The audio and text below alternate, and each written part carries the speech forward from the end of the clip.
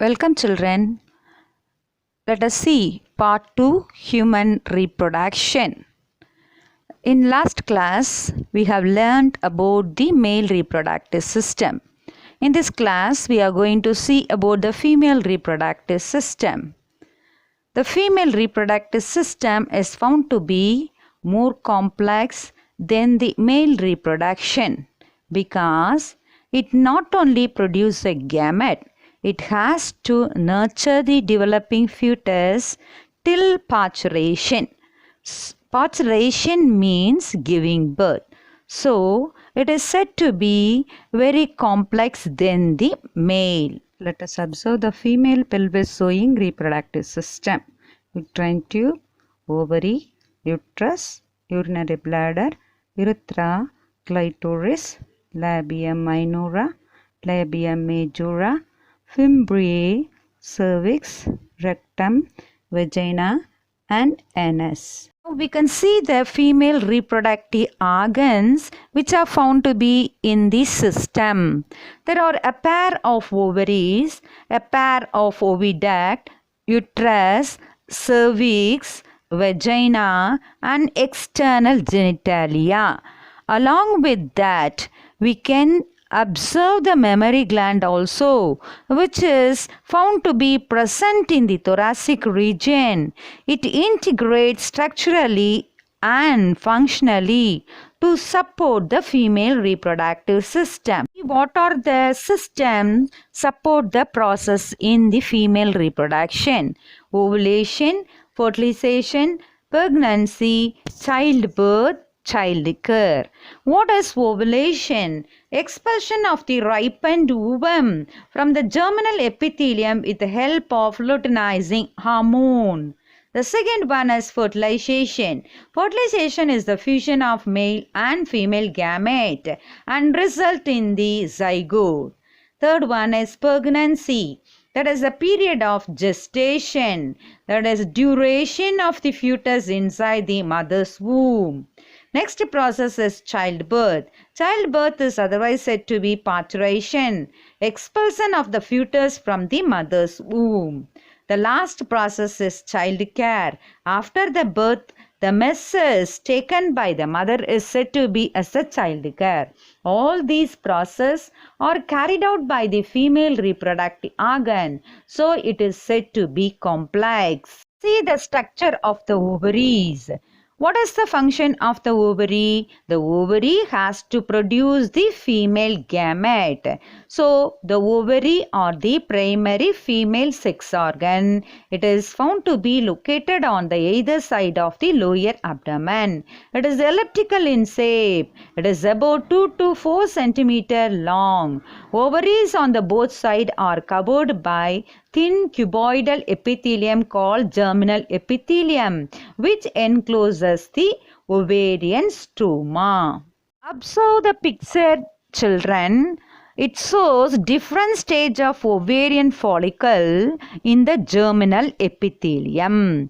Now we are going to see what is the ovarian stroma, where it is found and how it is helped to attach to the uterus, and what is the different stages of follicle we can see here means it is primary, secondary and the tertiary follicles.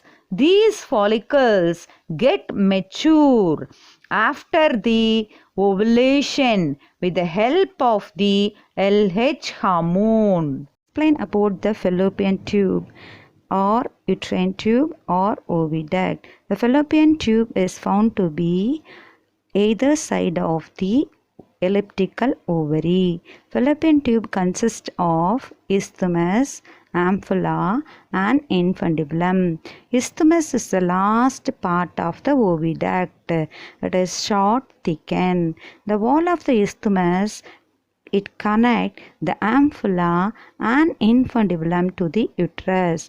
Infundibulum is a funnel shape proximal part of the fallopian tube. At the edge of the infundibulum, you can see the finger-like projection called fimbriae. It helps in the collection of ovum after ovulation. Infundibulum leads into the ampulla, the middle portion between the isthmus and infundibulum. Observe the parts in female reproductive system: fallopian tube, ovary, isthmus, ampulla, infundibulum, fimbriae, vagina, external cervix. Regarding the uterus is otherwise called as the womb. A womb is a peaceful place in mother. It is an inverted, pear-shaped, muscular, hollow, thick-walled, highly vascularized structure. What is meant by vascularized? Highly supplied with the blood vessels. So only it is said to be vascularized. It is found to be observed between the urinary bladder and the rectum in pelvic cavity. You can observe the fundus in the structure of the uterus. What is the fundus? It is a dome-shaped part in the uterus above the opening of the fallopian tube or the uterine tube. Uterus open through the narrow portion cervix into the vagina. Now the vagina, with the help of the cervical canal, it communicates internally to the uterus by internal orifice and externally to the uterus by external orifice. You can see the structure showing the uterine wall. The uterine wall consists of perimetrium, myometrium and endometrium. Then uterine artery, it is highly supplied with the blood vessels, spiral arteries, columnar epithelium, then functional layer, basal layers are the parts you can observe in the uterine wall. Take note about the uterine wall. The uterine wall is otherwise said to be uterus wall. It is found to be consist of three layers: the outer perimetrium, middle myometrium, inner endometrium. The nature of the perimetrium is thin membranous. Myometrium, it is thick muscular. Endometrium is glandular in nature. What is the function of the endometrium and the myometrium? Endometrium undergoes cyclic changes during the menstruation. What is menstruation? Rhythmic changes that is taking place in uterus once in 28 days is called as the menstrual or cycle or menstruation. Myometrium. Myometrium, it undergoes strong contraction during parturition or childbirth. Next, let us see the vagina. Vagina is a large fibrous muscular tube. It connects the cervix to the exterior. It is the female organ of copulation. The external region of the vagina is called as external genitalia or vulva. It consists of labia majora, labia minora, hymen and clitoris. Glands which helps in the female reproductive system are Bartholin or vestibular gland, Skene's gland are the two glands helping in the female reproduction. The Bartholin gland found to be located on the right and left posterior side of the vaginal opening.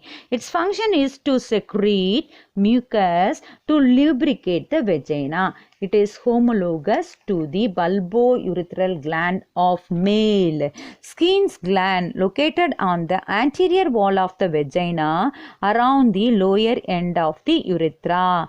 The function of this Skene's gland is to secrete the lubricating fluid. The Skene's gland is also homologous. Homologous means similar to the prostate gland of the male.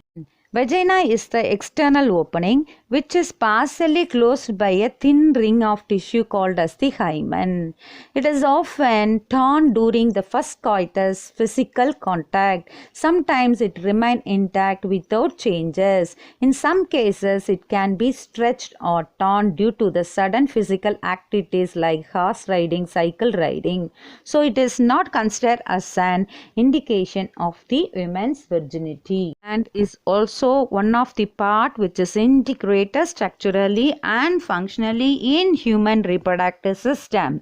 Mammary glands are found to be present in the thoracic region. Now you can see the structure of the mammary gland having suspensory ligament, adipose tissue, lobe, areola, nipple, lactiferous duct, mammary ampullae, mammary duct, lobules containing alveoli, mammary tubules.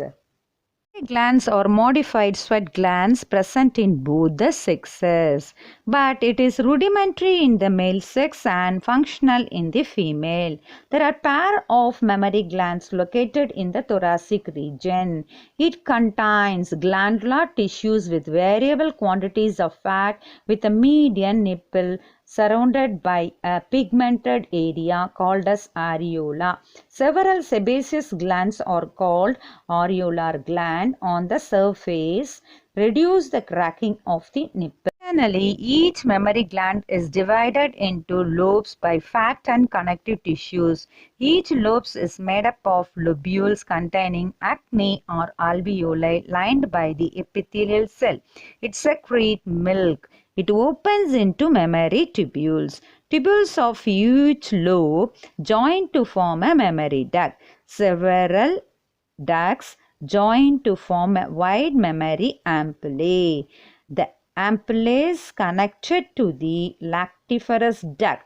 Lactiferous duct, it will be having the lactiferous sinus, which is acting as a reservoir of the milk. It is found to be present below the nipple. When this duct expands, it opens into minute pore on the surface of the nipple. So development begins at the puberty and progress with the changes during the menstrual cycle. In non-pregnant women, the glandular structure is largely underdeveloped. Large sizes due to the fat deposit. It does not have an influence on the efficiency of lactation. Gametogenesis, formation of male gamete sperm and the female gamete ovum from the primary sex organ by meiotic division, is called as gametogenesis process. Now, spermatogenesis, formation of male gamete sperm. Oogenesis, formation of female gamete ovum. The growth phase is insignificant in spermatogenesis. Growth phase is significant in oogenesis. The male gamete is found to be produced as 4 gamete. The female gamete is found to be produced 2 gamete in oogenesis. The sperm is motile. Ovum, which is produced in oogenesis, is non-motile. Showing spermatogenesis. In this picture you can observe 3 phases. One is multiplication phase, growth phase and maturation phase. The multiplication phase, the primary mother cell spermatogonia, it undergo mitotic division to produce primary spermatocyte. The primary spermatocyte undergoes first meiotic division to produce the secondary spermatocyte. The 2 secondary spermatocytes are produced. The division is meiosis 1. The meiosis is nothing but the reduction division. The number of chromosomes which are produced to be reduced. The other word for meiosis is reduction division. Then the secondary spermatocyte in the growth phase undergoes meiosis 2 and produce 4 spermatid. That is, in maturation phase, the 4 spermatid undergo differentiation and produce four gametes that is called as male gamete spermatozoa. Genesis is the sequential event in seminiferous tubule of testis. It produces male gamete sperm. In inner surface of seminiferous tubule, spermatogonia or sperm mother cell in immature condition is developed from the primary germ cell and it moved towards the testis. It undergo mitotic division at puberty and this process continues throughout the life. First stage of spermatogenesis, sperm mother cell or spermatogonia migrate among the serotolase cell or nurse cell towards the lumen, that is the space in the seminiferous tubule, modified, enlarged to form primary spermatocyte with 23 pairs of chromosome in diploid condition, that is 46 chromosome. The primary spermatocyte undergo first mitotic division to form two secondary spermatocytes which are haploid with 23 chromosome. Each secondary spermatocyte undergo meiotic division to form four haploid spermatid which transport into seminiferous as a spermatozoa and get transformed into spermatid by the process of spermatogenesis. Spermiogenesis and what is spermiation? The process by which the spermatid are transformed into the spermatozoa are called spermiogenesis. What is spermiation? The process of release of sperm into the cavity of the seminiferous tubule is called as the spermiation. So, here this process, everything is taken place within 64 days. At any time, at any region of seminiferous tubule, different stages of spermatocyte development can be observed.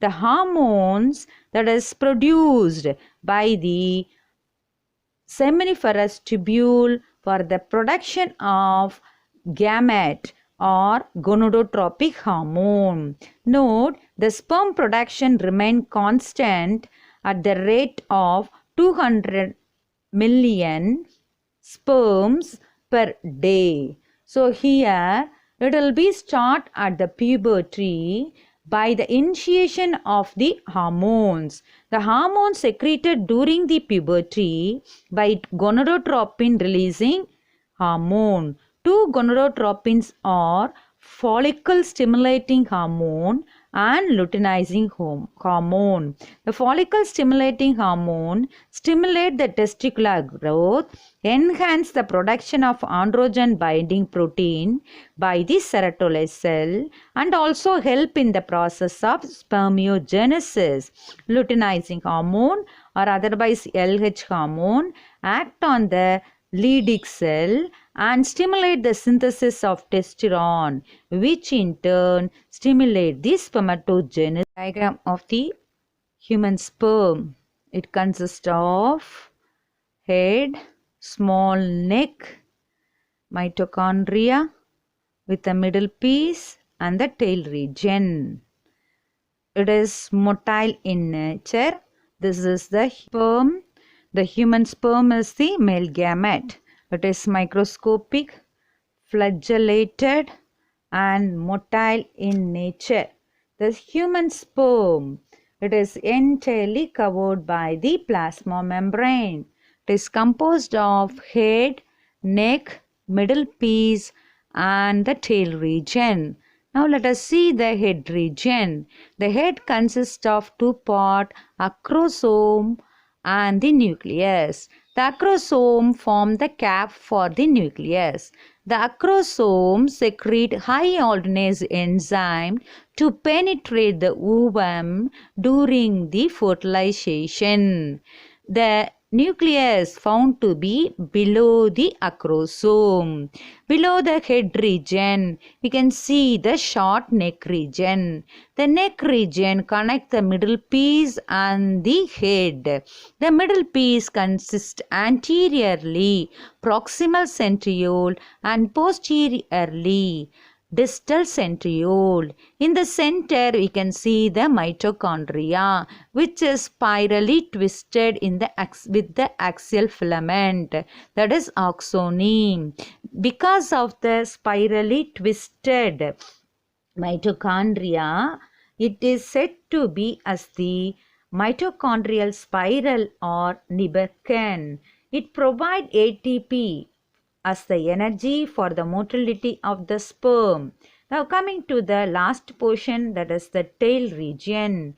The tail is slender, elongated and tapering. It is formed of axial filament or axoneme and an outer protoplasmic sheath. It shows the lashing movement of the tail. So the tail pushes the sperm. During the coitus, nearly 200 to 300 million of sperm ejaculate during the coitus. In that, 60% normal shape. At 40% shows the vigorous motility for the normal fertility. So, the smallest cell is the human sperm. The human sperm is motile in nature.